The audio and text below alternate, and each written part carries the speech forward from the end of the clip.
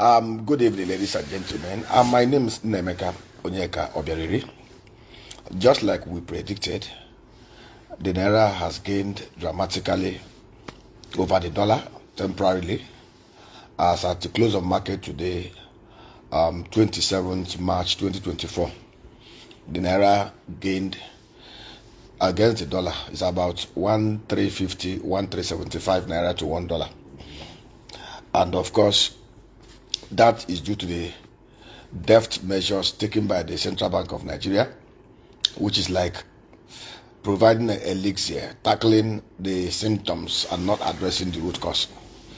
For those who are not aware, and for those of us who are jumping up and down, mocking the real economists, mocking the patriots who have insisted and maintained that we need to tackle the fundamental issues, the fundamental problems, that we need to provide long-lasting panacea to the problems. Some of us who have advocated and advised and proposed that we should do the right thing, tackle the foundation of the problem rather than addressing the symptoms. You can mock as much as you like.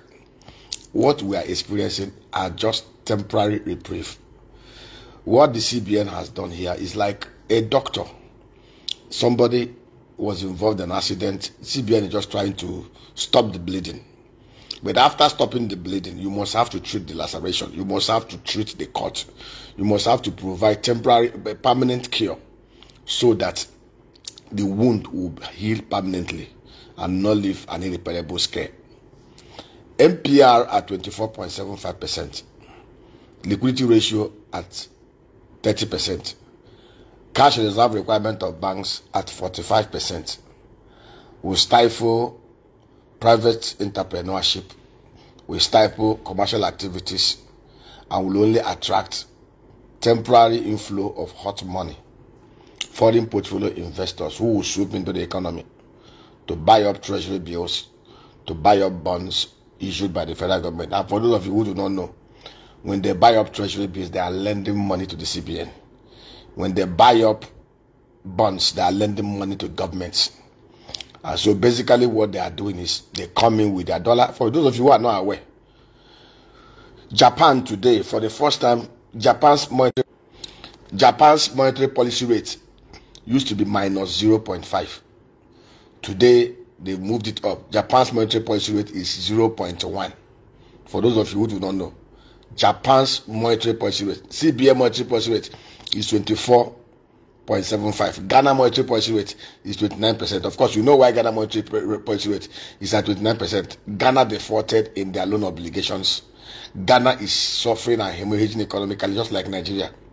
So most of this a hedge fund, a portfolio manager, or a fund manager in Japan can easily borrow $1 billion, $2 billion at single digits, 1%.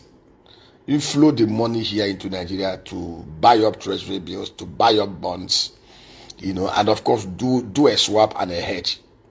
180 days, 270 days, 360 days, he will sell off those portfolios, buy up dollar again, and take the monies out. Hot monies are not the kind of monies that we need in Nigeria.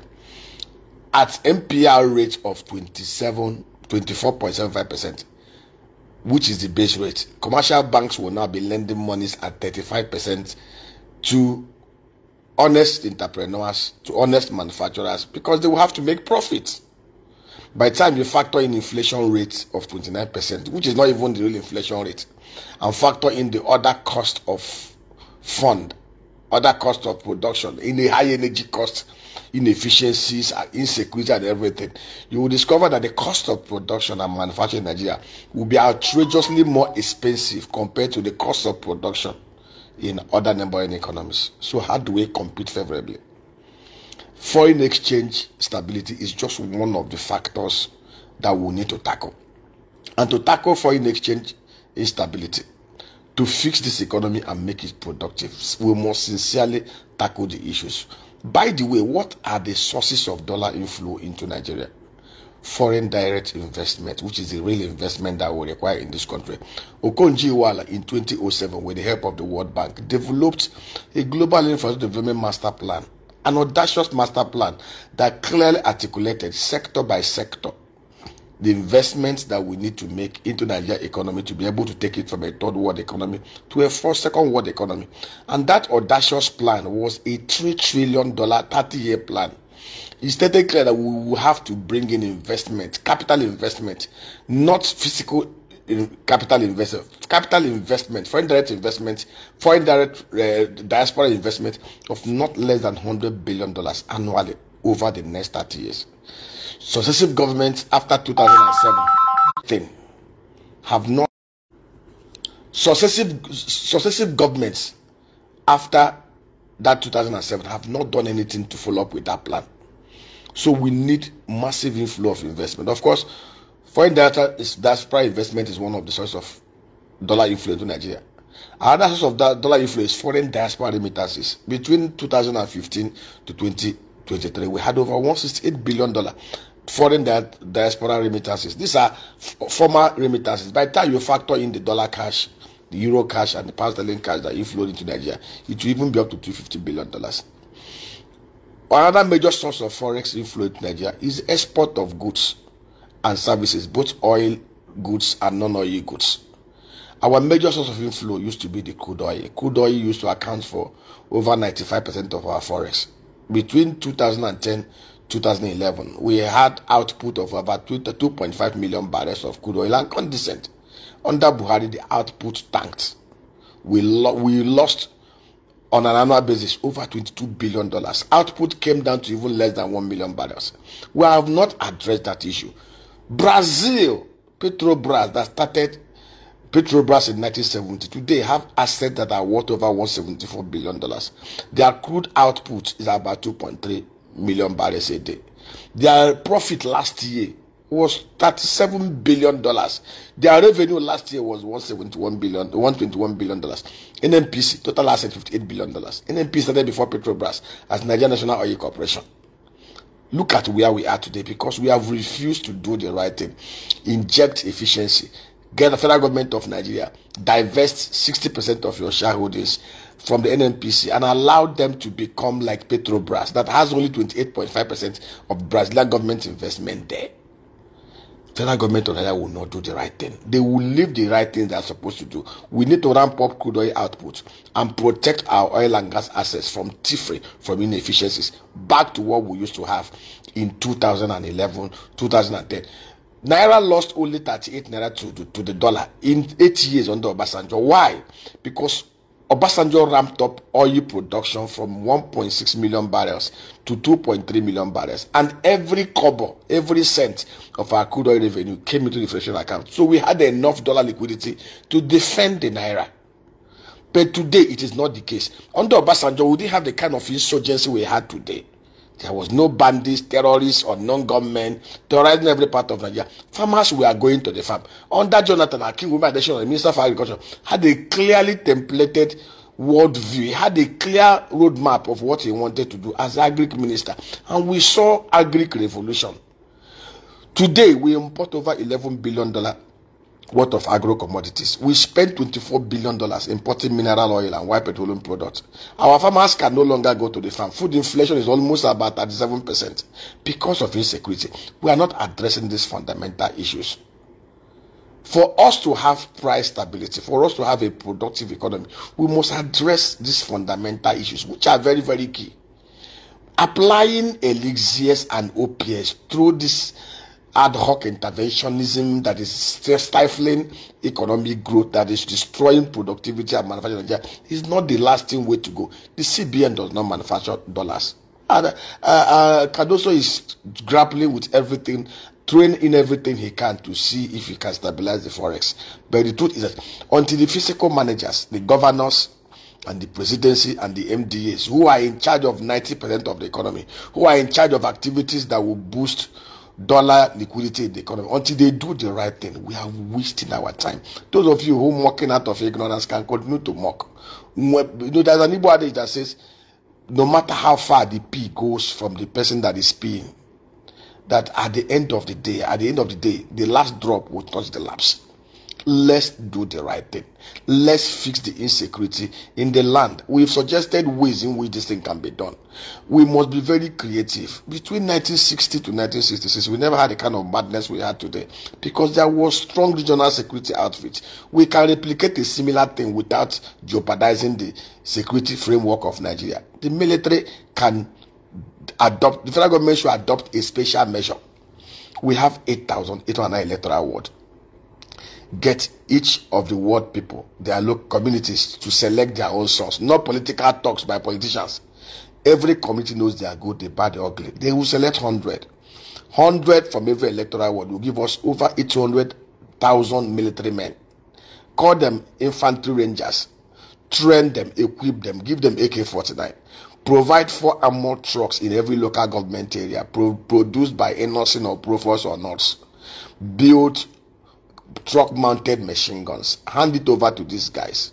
Post them back to their communities. And they will also be used as agro rangers to protect clusters, agro clusters of not less than 1,000 hectares in every electoral ward in Nigeria. It will help us to cultivate nothing less than 30 million hectares of new farm gates at the upstream and set up processing and manufacturing concerns that can enable us to produce everything we consume here and export nothing less than $100 billion worth of goods and services, commodity, agro-commodity related annually.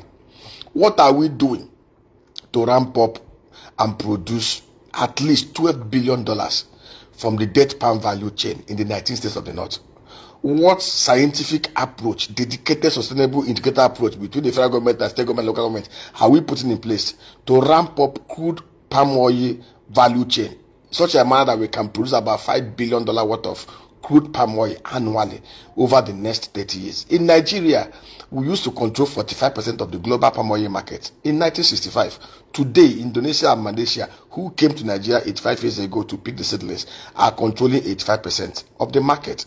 We consume 2.4 million tons. We only produce 1.4 million. It's not a shame that we are buying palm oil from Benin Republic, from Cote d'Ivoire, from Malaysia. When we have the land, we have the resources, we have the seedlings here in Nigeria that can do about 30 tons per hectare, fresh fruit bunch. If we set up the mechanism today, by 2028, 2029, we will be exporting, producing and consuming everything. We will not import a liter of palm oil and we'll be exporting more. What are we doing to cover the demand, the local supply gap in rice production? We can produce enough rice in Nigeria within the next 6 months. Enough rice that will crash the price of a bag of rice at 30,000 naira per bag. What are we doing? What are we doing to show up production? What are we doing in terms of providing security? We have stated it what we need to do creatively to provide. If we have this kind of special military rangers recruited from their communities, with AK-47, with armored personnel carriers, with machine-mounted, truck-mounted machine guns, they will go into their bushes and they will chase away, they will liquidate and chase away all these bandits, Boko Haram or non-gunmen, because these guys have incentive, they have filial relationship, they have a blood tie to give up their life to protect their loved ones. Unlike when you bring somebody from Pambegwa to go to Rimokuru, he will only go there to mount roadblocks to extort, because there is no incentive for him to lay down his life. Those guys are not related to him. He has no reason to die for them. We know what to do. Let us do the right thing. Let us build a country and economy that works. If Buhari and Emefiele had done the right things, the naira to a dollar will have been at 199. That did even go to 199 is the kind of madness we will never allow to repeat again. We can actually crash the naira to a dollar to 500 naira, even below. But we need to show up productivity. We need to ensure protection of lives and properties in such a sustainable manner as we used to have it in the early 60s. We need to put the 120 million working population of Nigeria to work. We can build up this economy. We need responsible governance at all levels. We can do anything. God has blessed this country. But tackling the symptoms, applying opiates and elixirs is not the right way to go. Temporary relief, yes. Somebody has to move. You're giving him Fensic to relieve the headache. When the analgesic had worn out, the pain will come back. Why Yemi Cardoso is doing his utmost best to fix the monetary policy side. to do all manner of grappling and intervention program that is stifling and killing local entrepreneurship. The physical side should quickly do their own. The governors and the presidency and local government and the heads of the MDS, so that we can build an economy that is prosperous, an economy that will put 20 million kids back to school, out of school kids back to school, an economy that will rescue the 133 million multidimensional poor Nigerians and make them prosperous. Yes, we can, and we can fix this land. God bless you all.